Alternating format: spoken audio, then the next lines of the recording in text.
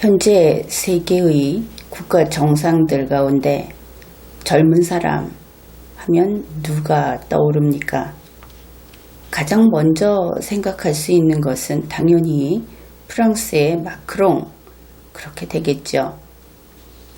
그런데 그 다음으로 젊은 사람 하고 떠오르는 것이 특이하게도 미국의 트럼프 대통령이다.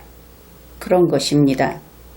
여러분 가운데 이런 생각을 해본 분들이 있습니까? 바로 이것은 과학이 증명을 해주듯이 사람이 태어난 해로부터 몇 년 동안 이 지구에서 살아왔는가, 그것으로 젊고 나이 들고 하는 것이 구분되지 않고 그 사람의 두뇌가 얼마나 활기차게 움직이고 있는가, 그것으로 젊어 보인다 하는 인상을 받게 된다. 실제로 활동도 그렇게 한다. 바로 그런 과학의 연구 결과가 현실에서 확인되는 그런 것이다, 이렇게 보겠습니다. 물론 두 사람을 비교해 본다면 젊다 이렇게 이야기를 하고는 있지만 마크롱 대통령은 정말 젊죠. 그 대신에 그는 청소년처럼 불안정한 면이 분명히 있습니다. 다시 말해서 정치적 머리가 아직 좀 떨어진다. 그런 면에서 청소년 같다. 이렇게 이야기할 수 있는 것이죠. 거기에 비해서 트럼프 대통령은 어떤가? 그는 확실히 머리가 팽팽 돌아간다. 그것을 매번 확인하게 됩니다. 두뇌 능력이 우수하다. 자타가 다 그렇게 인정하는 부분이죠. 그래서 트럼프 대통령을 잘 관찰해 보면 어린아이 같은 면이 분명히 있습니다. 그렇기는 한데 그의 정치적 머리는 확실히 성년자다. 이런 면에서 우리는 트럼프 대통령을 적으로 두게 되면 대단히 힘든 싸움을 하게 되고 그리고 결과를 보장할 수 없을 것이다. 그런 것 또한 알게 됩니다. 어떻든 이렇게 젊은 사람 이야기를 해보았는데 국가의 정상이라고 하는 그런 사람은 축 처져 있으면 안 됩니다. 생기가 넘쳐야 하는 것이죠. 물론 생기가 넘친다고 해서 하회탈을 떠올리게 하는 아래턱을 빠뜨리고 그렇게 웃어야 한다. 그런 의미는 아닙니다. 다른 국가 정상들 한번 이야기를 해볼까요? 푸틴 대통령, 그는 선량한 인물로 보이지는 않습니다. 그러나 그의 머리가 살아있다. 이것은 인정을 해야 하겠죠. 아베 총리, 그는 트럼프 대통령에게 미치지는 못합니다. 그러나 하루에 한 번쯤은 머리가 톡톡 튀는 그런 스타일이다. 이렇게 평가를 할 수 있겠습니다. 시진핑은 어떤가? 그는 물론 축 처져 있지는 않습니다. 그러나 가라앉아 있지요. 투지는 아직 남아있지만 생기가 없는 인물이다. 이렇게 볼 수 있습니다. 이제 우리가 빠뜨릴 수 없는 문재인 씨가 있습니다. 그는 그냥 죽어 있습니다. 그런데 아직 전기 코드를 꽂으면 단순 계산은 하는 그런 정도다. 이렇게 평가를 하겠습니다. 지금 이렇게 몇 사람 이야기를 해보았는데 결국 국력이라고 하는 것이 국가 정상의 두뇌 능력하고 비례한다. 이것 또한 확인할 수 있었습니다. 이제 미국에 대해서 이야기를 해보기로 합시다. 아무래도 우리는 미국과 아주 관계가 긴밀하고 좋든 나쁘든 항상 미국과 함께 어떤 일을 하게 되어 있기 때문입니다. 미국의 정부 시스템은 대통령 중심제입니다. 그것은 우리 한국과는 다르죠. 그래서 미국의 정부 권한은 대통령 1인에게 집중되어 있습니다. 그러면 이렇게 생각을 하겠죠. 그러면은 미국 정부는 트럼프 대통령 마음대로 할 수 있겠구나. 그러면 독재 아닌가? 그렇게 생각을 할 수 있을 겁니다. 그런데 그렇지 않습니다. 미국 정부의 최고 권력자, 우리식으로 이야기를 하면 그것이 트럼프 대통령인 것은 맞습니다. 그런데 트럼프 대통령이 어떻게 하고 있는가? 이것은 잘 알려져 있는 사실이죠. 그는 CEO형의 대통령이다. 처음부터 이런 이야기가 나왔는데 다들 좀 간과하지 않았나? 그렇게 봅니다. 이 CEO라고 하는 것은 한국이나 일본 그 재벌들의 오너, 그것과는 완전히 다르다. 그것을 제대로 구분을 해야 하겠습니다. 그러면은 CEO형인 트럼프 대통령이 어떻게 정부에서 의사결정을 하는가? 그들은 굳이 우리는 민주정부다. 이렇게 민주적이라고 하는 것을 표방하지 않습니다. 사실 그것은 좀 덜 민주적으로 보이기도 합니다. 뭐냐 하면 능력이 부족한 경우에는 그냥 밀려납니다. 민주적이라고 한다는 것은 그저 우리가 그냥 아주 쉽게 이야기를 하면 모든 사람이 한 표씩 다 있다 이렇게 보는 것이죠. 그러니까 n분의 1만큼은 보장을 해줘야 하는데 미국의 정부, 미국의 행정부는 그 n분의 1을 보장해주지 않습니다. 그냥 능력 중심이다 이렇게 되는 것이죠. 바로 극도의 자유경쟁 속에서 미국의 국익을 위해서 가장 효과적인 그런 정책, 그것을 결정해내는 것이 미국 정부의 일이다. 그렇게 보면 왜 이렇게 돌아가는가? 그것을 이해할 수 있을 겁니다. 달리 이야기하면 전문가인 정부 공무원들이 토론과 토의를 동시에 진행하는 그런 스타일이다. 이렇게 이해를 하면 되겠습니다.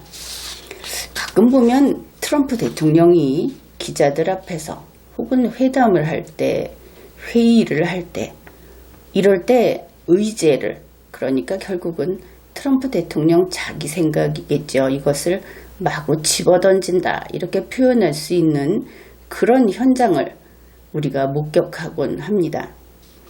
이것을 가지고 언론에서는 트럼프 대통령은 말을 함부로 한다. 대책 없이 요구 조건을 쏟아낸다. 이렇게 비판을 하죠. 그런가 하면 트럼프 대통령의 대변인, 장관, 보좌관 이런 사람들이 우리가 보기에는 트럼프 대통령과 어긋나는 듯한 그런 각자의 의견을 또 밖에 내보냅니다. 특히 그것이 한국 관련 의제일 때는 트럼프와 불협화음이 있다, 대립하고 있다 이런 말이 나오기도 합니다. 그런데 왜 이렇게 보이는 것일까? 만일 언론에 나오는 이것이 진실이라면 미국 정부는 허약한 것일까? 그런 생각을 해볼 수 있는 것이죠. 그 이유는 바로 미국 정부의 그 독특한 의사결정 방식, 거기에 있다. 그렇게 이야기할 수 있습니다. 앞에서 이 대통령이 CEO형이다. 이렇게 이야기를 했는데 그것을 잘 들은 분이라면 아, 그래서 그렇구나. 이렇게 벌써 이해를 하고 있을 겁니다. 이제 두 가지 경우를 이야기를 해보기로 하죠. 트럼프 대통령이 의제를 제기할 때 그런 경우에 그 정부 내에서 담당자가 T1, T2, T3가 있다고 해봅시다. 그러면은 트럼프 대통령이 의제를 제시하면 T1이 거기에 이의 제기를 합니다. 그러면 그 이의 제기에 대해서 트럼프 대통령이 대응을 합니다. 이것이 과정 1이라고 해봅시다. 그 다음에 T2가 이의 제기를 합니다. 트럼프 대통령이 거기에 대응을 합니다. 이것이 과정 2라고 하죠. T3가 트럼프 대통령에게 이의 제기를 합니다. 트럼프 대통령은 대응을 합니다. 과정 3입니다. 이것을 다 거친 다음에 과정 4로서 트럼프 대통령이 정책 결정을 하는 것입니다. 그러면은 이 과정이 어떻게 이루어지는가? 말 그대로 인정사정 보지 않고 서로 쏘아붙이고 반박하고 논증하고 이런 것이 이루어진다고 생각하면 되는 겁니다. 이것을 이해하신 분들은 트럼프 정부에서 결정한 정책이 얼마나 강한 것인지, 그 정부가 얼마나 힘이 있는 것인지 순간 느낄 수 있었을 겁니다. 이제 트럼프 대통령이 아니라 T1이 의제를 제시했다고 생각을 해봅시다. 그리고 여기에는 T1에서 T2, T3, T4, T5 이렇게 있다고 생각을 해봅시다. 그러면 T1이 의제를 제시하면 트럼프 대통령이 여기에 이의 제기를 합니다. T1은 트럼프 대통령에 대해서 대응을 해야 하는 것이죠. 그 다음에 T2가 이의 제기를 합니다. 그러면 T1은 거기에 대해서 대응을 합니다. 마찬가지로 T3, T4, T5에 대해서 각각 이의 제기를 하면 대응을 하는 것이지요. 물론 이것이 일회적으로 끝나지 않습니다. 이만하면 됐다 할 정도로, 그리고 그 사안이 중요하면 중요할수록 더 심각하게 이러한 일종의 공격과 대응을 하는 것이죠. 그래서 이 과정을 다 거친 다음에 역시 트럼프 대통령이 정책 결정을 합니다. 이 정책을 채택한다. 이와 같은 문제제기와 대응, 이 문제제기라고 하는 것은 일종의 공격이다 이렇게 볼 수 있겠죠. 그러면 이것을 왜 하는가? 흔히 우리가 어린아이들이 토론을 배울 때만 하더라도 공격을 하면 상대방을 깨려고, 마치 탁구를 할 때 탁구 공을 상대방에게 정상적으로 잘 칠 수 있는 공을 보내주는 것이 아니라 살짝 빗맞춰서 상대방이 허치도록 만드는 그런 식의 기법을 우리 학생들은 배우는데, 사실 그것은 협력을 하는 데는 필요하지 않죠. 적을 상대할 때 필요한 것인데, 세상에 어느 적이 말로 싸워서 이길 적이 있다고 하겠습니까? 이것을 보면 우리의 그 토론 교육, 그것은 설정이 애초에 좀 잘못된 것이 아닌가, 이런 생각도 하게 됩니다. 그래서 이러한 문제제기와 대응이라고 하는 것은 상대를 깨뜨려서 내 주장이 옳다 하고 관철시키려고 하는 그러한 것이 아니다. 피차간의 그런 공격과 방어가 아니다 하는 것이죠. 이것은 다름이 아닌 해당 의제가 얼마나 강한 것인지, 채택할 만큼 강한 것인지 그것을 시험하는 것이다. 이렇게 이해하면 되겠습니다. 따라서 이러한 공격과 방어 혹은 문제제기와 대응, 이것은 적의, 적대하는 뜻 그것이 없습니다. 파괴 의사도 없습니다. 그런 의미에서 목적이 없다고 할 수 있을 정도다. 이렇게 이야기를 하면 여러분이 좀 이해를 할 수 있겠죠. 앞에서도 이야기했듯이 최종 결정은 트럼프 대통령이 합니다. 미국 헌법에 따라서. 이것은 우리가 잘 알고 있는 원탁의 기사 그러한 형태, 그런 것이면서 상당히 이상적인 스타일, 그런 것이다. 그런 것이 이루어진다. 이것을 알 수 있죠. 그러면은 이러한 의사결정 방식이 있다고 했지만 헌법이 보장하니까 결국 대통령이 결정을 하지 않느냐. 그러면 트럼프 대통령이 독재자스러운 면이 좀 보이는데 독재자 아니냐. 이런 의문을 제기할 수 있을 겁니다. 그런데 트럼프 대통령이 그런 전형적인 독재자, 우리가 생각하는 독재자라는 것은 자기 뜻을 관철하려고 하는 자, 이렇게 보면 되겠죠. 그런 전형적인 독재자가 아니다. 아니다 하는 것을 알 수 있는 것을 한 두 가지만 이야기를 해보겠습니다. 앞에서도 말했듯이 의견이 제각각인 트럼프 팀, 그 팀의 구성원들이 나중에 도달한 결과, 그것이 무엇인가, 이것을 보면 됩니다. 그것이 모두 미국의 이익을 위한 것이더라. 결국 단일한 그 목적지에 도달하고 보면은 그것이 미국의 이익을 위한 것이다. 의견이 다 달랐지만 마지막 채택한 순간에는 모두 의견이 같더라. 이런 것을 알 수 있습니다. 이것은 북한 비핵화 같은 경우에도 우리가 그들이 알고 있는 어떤 개념 정의가 동일하다, 단일하다, 이것을 확인할 수 있었죠.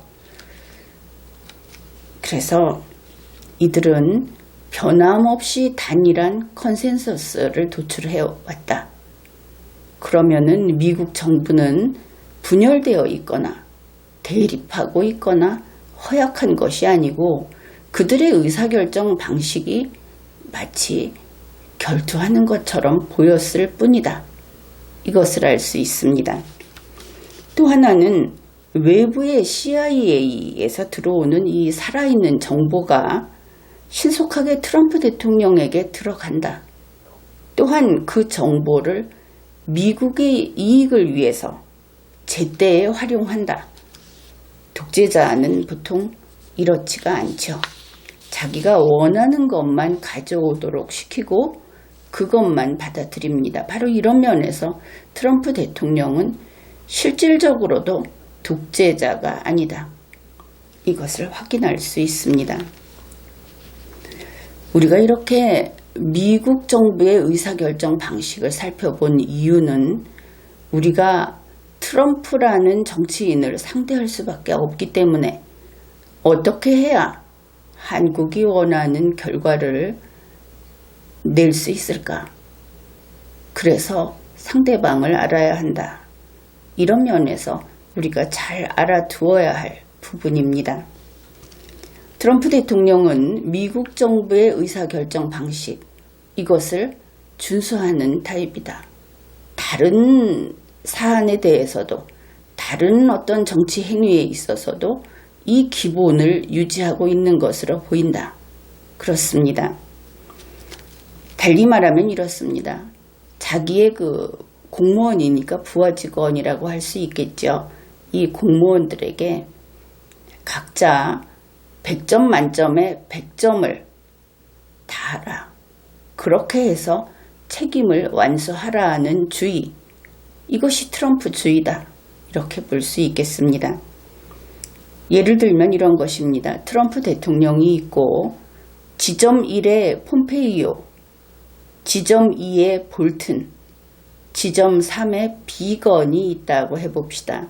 그러면 트럼프 대통령과 이들과의 관계는 분명히 상하관계가 맞죠. 그런데 일을 할 때 일을 하는 그 작동, 이것은 상하관계로 작동하지 않는다. 이것을 제대로 알아야 하는 겁니다. 지점 1, 2, 3에 서 있는 이 공무원들이 각각 자기가 서 있는 자리에서 자기 앞에 있는 상황 전체를 책임져라. 미국의 이익을 위하여. 이렇게 되는 것이죠. 최근 호르무즈 거기에 한국군을 파견하라 하는 요청을 받았다. 그런 뉴스가 나왔습니다. 여기에 대해서 국민 여러분이 관심이 많을 겁니다. 그러면 이 사안은 어떤 룰에 따라서 진행이 되는가? 그 이야기를 해봅시다. 트럼프 대통령이 이렇게 이야기를 하는 겁니다. 호르무즈 해협에서의 일본 유조선, 그것은 일본이 지켜야 하지 않느냐? 100% 다 일본 책임이다. 이것은 맞는 말입니다. 그러면 같은 호르무즈 해협에 A국 유조선이 있다. 그러면 A국이 지켜야 한다. 100% A국의 책임이다. 역시 맞는 말이죠. 그러면 호르무즈에 한국 유조선이 있다. 이것은 한국이 지켜야 한다. 100% 한국의 책임이다. 어떻습니까? 역시 맞는 말입니다. 이러한 것을 전제로 해서 트럼프 대통령은 세계 각국에게, 특히 자유세계 국가에게 이야기하는 겁니다. 나와서 지켜라. 모두들 맞는 말이네 하면서 오케이 하는 것이죠. 여기에 우리 한국이 뜻이 다를 수 없는 겁니다. 맞는 말이니까. 이런 식으로 호르무즈 해협을 생각해 보기로 합시다. A국이 내가 지킨다. B국이 내가 지킨다. C국이 내가 지킨다. 이렇게 계속 되는 것이죠. 지킬 필요가 있는 자가 지키는 겁니다. 이러면 결과는 어떻게 됩니까? 우리가 지킨다 하고 동일해지죠. 이 과정이 좀 다른데 상당히 결과가 강하고 확실한 결과가 나온다. 이것을 알 수 있습니다. 이렇게 하면 호르무즈 해협은 안전해집니다. 우리 팀이라고 하는 것이 각자 스스로 나섬으로 해서 자발적으로 만들어지는 겁니다. n분의 1이 아닌 겁니다. n이 n개 있는 효과가 나오는 것이죠. 각자 배김으로 최강의 우리 팀이 됩니다. 바로 이때 호르무즈 해협은 확실히 안전해집니다. 이제 무엇이 보이십니까? 이제 한반도 이야기를 해보기로 합시다. 우리 한반도에 유엔사가 있습니다. 이것은 지금까지 휴전협정 당사자가 관리를 해왔다. 이렇게 보면 되겠습니다. 우리가 알고 있다시피 휴전협정 당사자는 북괴군, 우리를 침략했던 북괴군을 대표하는 지금의 북측, 그리고 유엔군을 대표하는 어떻게 보면 미군이 지금 대부분의 일을 하고 있죠. 이렇게 관리를 하고 있습니다. 그런데 이것이 우리가 그 JSA라고 그 안에 사무실들도 있고 이렇게 있는데 거기도 남북이 나뉘어 있죠. 그리고 DMZ도 남북이 그 구간이 나뉘어 있습니다. 그러니까 실제로는 그 중간지대를 설정을 해놨다고는 하지만 충돌이 발생하려면 발생할 수 있는 그런 상황인 겁니다. 그런데 이것이 2019년 현재에 이르러 대대적인 어떤 변화를 보이고 있다. 그것을 알 수 있습니다. 우선 상황이 어떻게 바뀌었는가를 살펴보면 2019년 현재 북한은 유엔의 회원입니다. 물론 우리는 북한을 국가로 인정하지 않기 때문에 그래서 회원국이라고 부르지는 않겠습니다.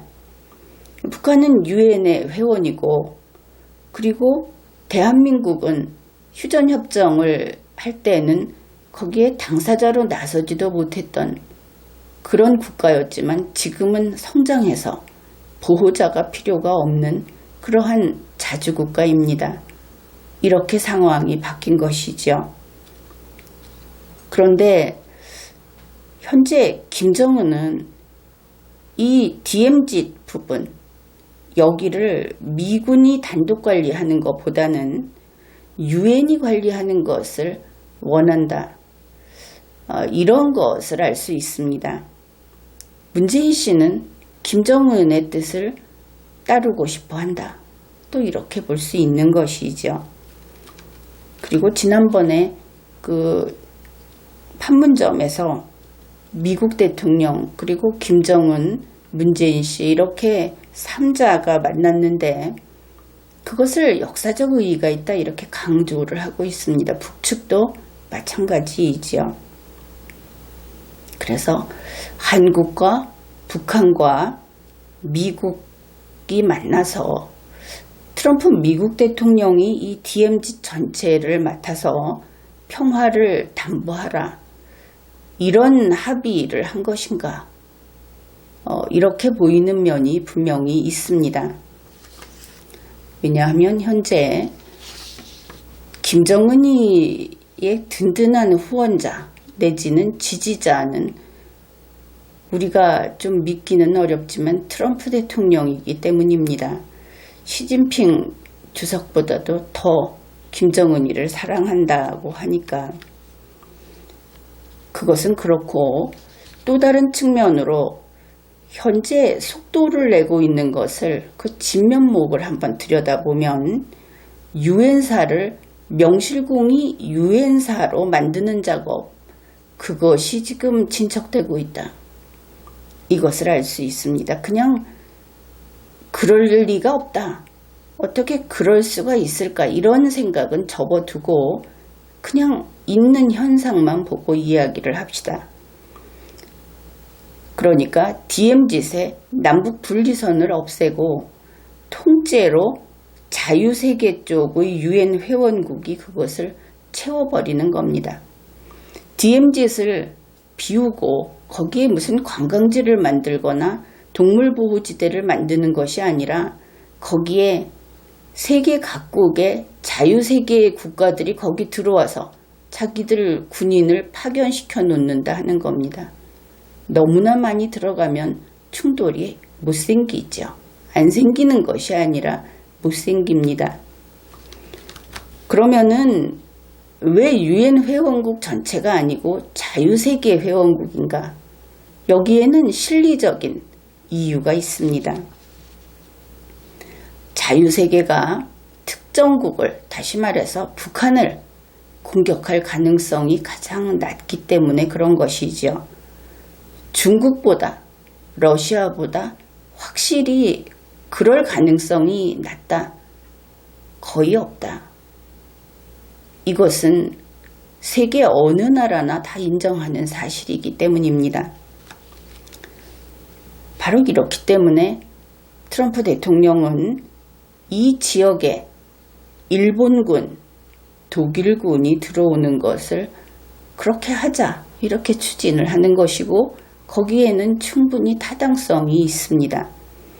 물론 일본군이라고 하면 여러분은 궁금할 겁니다. 일본은 군대를 갖지 못하는 그런 국가인데 어떻게 일본군이 가능한가?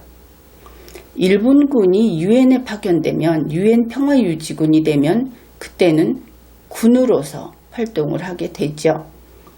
일본에 군은 없습니다. 군대는 없지만 DMZ에 오는 것은 유엔군 같은 군이 되어야 하는 것이죠.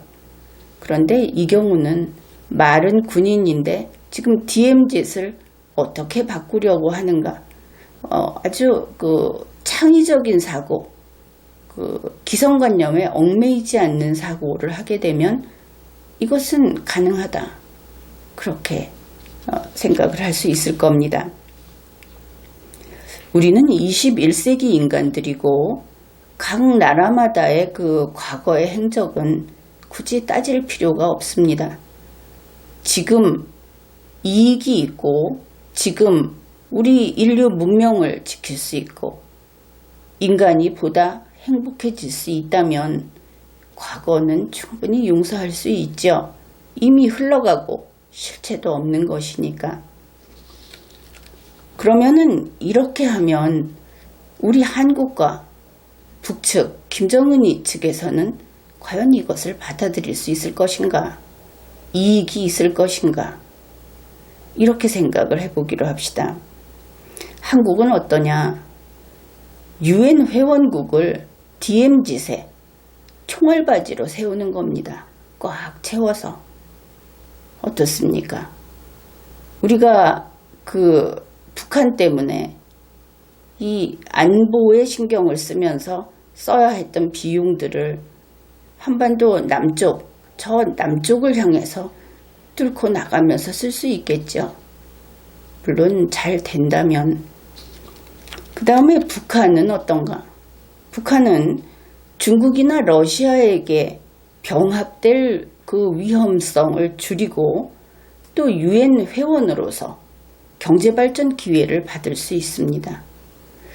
김정은이가 아무리 그 3대 세습을 하고 그렇다 하더라도 지지리도 가난한 그리고 그 땅에 지금 무엇이 있습니까? 그런 곳에서 설령 수령이 된다고 해서 양에 족할 리가 없죠. 독재를 해도 잘 사는 나라, 돈 많은 나라의 독재자가 돼야 그래도 폼나게 독재자 노릇을 하지 않겠습니까? 미국과 회담을 하는데 중국에서 비행기를 빌려 타고 다닌다. 뭐를 빌려 타고 다닌다. 그것은 치욕입니다. 바로 이런 면에서 북한도 분명히 매력적인 조건이다. 또한 중국이나 러시아에게 병합될 위험이라고 하는 것은 우리는 잊고 지내지만 북한의 경우에 있어서는 상존하는 위험입니다. 중국이나 러시아가 북한에게 손짓을 하는 것은 아주 탐을 내면서 입맛을 다시면서 손짓을 하는 것이다. 그것을 북한은 실감하고 있을 것입니다. 바로 이러한 여러 가지 그 이유들 그리고 현재의 변화, 실제로 그 연합사를 확장하고 또 그 두고 보면 결국 유엔사를 확충하고 하는 이 모든 것들이 우리는 이런 생각을 해볼 수 있다. 그것을 보고. 그러니까 문재인 씨가 계속 종전선언 이야기를 했는데 자신 없게 했죠. 그리고 문재인 씨는 종전선언을 이루어낼 그릇도 안 되고 힘도 없습니다. 그런데 이번에 트럼프 대통령이 나서서 김정은이가 여기에 협력을 해서 하고자 하는 것은 그게 이루어진다면 단지 정치적인 것이 아니고 실효적인 종전선언이 이루어질 수 있다. 이렇게 봅니다. 그래서 그러한 종전선언과 남북 DMZ 영토를 자유세계의 공유지로 그냥 내던져버리는 것이죠. 내놓는 바로 이러한 교환 조건이 될 수 있다. 그것을 알 수 있습니다. 이렇게 되면 한반도 평화라고 하는 것이 정말 예기치 않은 방면에서 올 수도 있고 또 북한도 폐쇄 집단에서 국가로 갈 수도 있죠. 우리가 잊지 말아야 할 것은 지금 이야기한 이 모든 것들이 참 좋은 것 같죠. 차근차근 잘 되는 것 같습니다. 그런데 우리는 우리의 신체에서 50%를 잘라내는 것이다. 그것을 생각해야 하는 것이죠. 지금까지 리걸마인드 연구소였습니다.